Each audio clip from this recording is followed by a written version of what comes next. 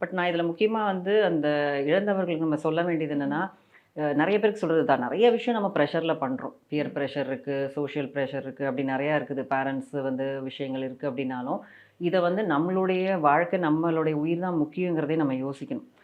அது ஏன்னா சின்ன வயசுலேருந்தே அப்படி போட்டு நம்மள இது பண்ணிடுறாங்க இல்லையா? "நீ உனக்கு சந்தோஷமோ இல்லையோ, சமுதாயத்துக்காக நம்ம இத செய்யி.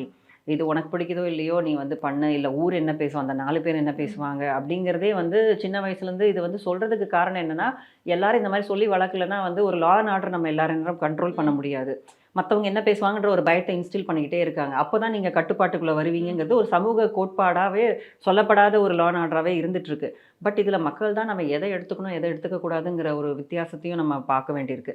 இப்போ அவங்க பேசுறவங்கலாம் வந்து நம்மளுக்கு பார்க்க போறாங்களா? இல்ல அவங்க தான் அந்த குடும்பத்த நடத்த போறாங்களான்னா கிடையாது. இத இழந்தது வந்து 2 உயிர் அவ்வளோதான் அப்படின்றத பார்க்கும்போது, அடுத்தது அது போயிட்டே தான் இருக்க போகுது லைஃப்.